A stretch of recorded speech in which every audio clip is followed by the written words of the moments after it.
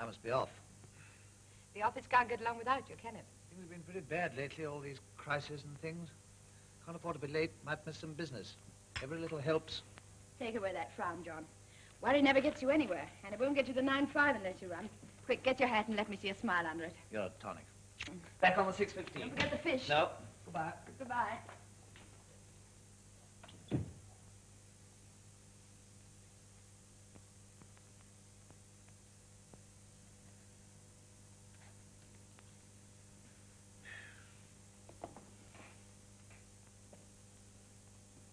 You sent for me, sir? Oh, yes. Sit down, Smith, will you? Sit down. Oh, thank you, sir. Have a cigar. Oh, thank you. Now, let me see, Smith. You've been with us 21 years now, haven't you? 21 years, 7 months, sir. Married, aren't you? Yes. 2 children, I think. Yes, both school-leaving age. Smith, I suppose you've heard the business is in a very bad way. Yes, I have heard rumors, sir. I hope that's all they were. I'm afraid they've been understated. Things are very bad, Smith. So bad, I'm afraid we shall have to ask some of our oldest servants to leave us. Believe me, Smith, it hurts me to say this as deeply as it upsets you to hear it. I thought I'd like to tell you this myself. What, me, sir?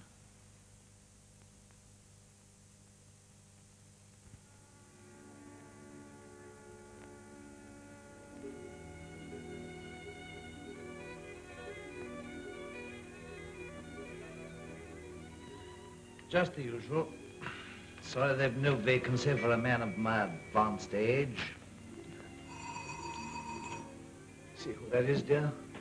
If it's the collector, I'm out. Come to take away the wireless, John.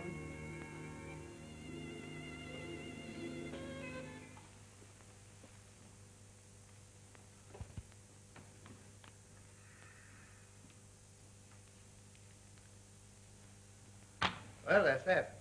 Oh, John, isn't there anything we can do? That's our capital. Fred will look after you and the children. I can't sponge on your relatives. But if you go, what does it mean? Shall we be parted for long? Heaven knows. What chance have I got to start again?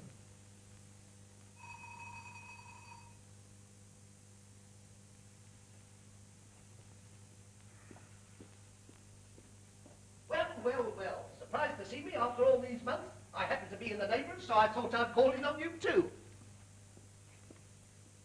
What's all this? Spring cleaning at this time of the year? I'm afraid not, old man. It's cleaning out. I don't get you. Mary'll tell you. John's up against it, Harry.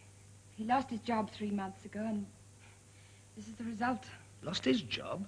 But I thought No, that he's not to blame. The firm got into difficulties, and the older man had to go first. Well, I'll be shot. What are you doing then? Doing? What else could we do?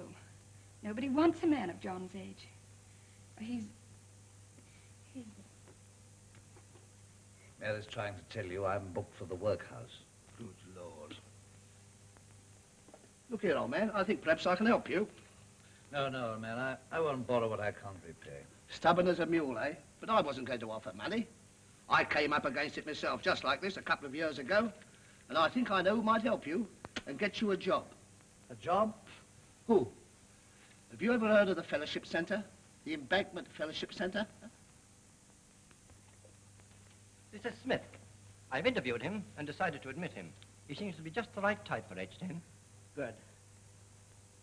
Just the kind of ex-serviceman we want. Joined up in 1914, I see. Yes, 1914, 1919, in the infantry. That's excellent. Do you know anything about us? No. Sit down. Thank you. I'll give you a rough idea. The Embankment Fellowship Center helps destitute men over 45 who served in the Navy, Army, Air Force, or Mercantile Marine. In less than 4 years, we have aided nearly 3,000, including civil engineers, navvies, tradesmen, schoolmasters, doctors, mechanics, stockbrokers, miners. About 20% are Londoners. The rest come from all over the empire. All applicants for admission are interviewed, and if we have no vacancy, arrangements are made until a vacancy allows for admission to the center. The great need of many applicants is clothing, as well as shelter and food. In our clothing store, with the help of those who kindly send us clothing of all kinds, every effort is made to fit out our men. decent clothes make all the difference when trying to regain self-confidence and self-respect, which is what we aim at. The average stay in the centre until a job is found is about 6 weeks. During that time, our men are helped to regain that self-confidence which bitter experience so often wrecks. Good food is an essential, and our men get 3 nourishing meals a day. The improvement in health as well as in spirit is very noticeable. From despair when they enter to hope for the future when they leave is a change of outlook that is a feature of our work. Interesting occupational training in the workshops, under instructors provided by the London County Council, renews interest in life. His Royal Highness the Duke of Gloucester recently visited the centre and spent some time in the carpenter's shop. Many men are trained as cooks and in housecraft, especially those for whom a future in their own trade is hopeless. It is not easy to begin life all over again at 50, but hundreds of our men have done it. That should encourage you. The boot and shoe repairing class is always well attended. I may say that all our classes are voluntary, and incidentally it may interest you to know that last year we found employment for 549 men of an average age of 53 years. We'll hope Smith will be one this year. In the handicrafts class, men make things for the centre and to increase its comfort. While all this is going on, we make every effort to find them decent employment again. That is our main object, a permanent job. There is a good social life at the centre in the evenings, debates every Monday, a show in the theatre every Tuesday, lectures, films, all kinds of games for the Fellowship Challenge Shield, especially billiards and snooker in the 2 billiard rooms.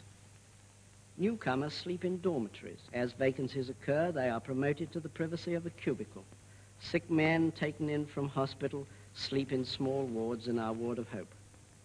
Alas, there are a growing number who, from reasons of advancing age or health or both, we cannot expect to get paid employment for again.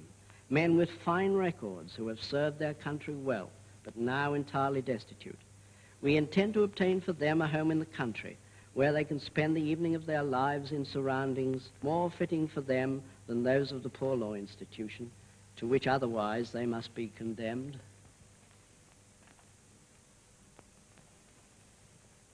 Well, your job's all fixed up now.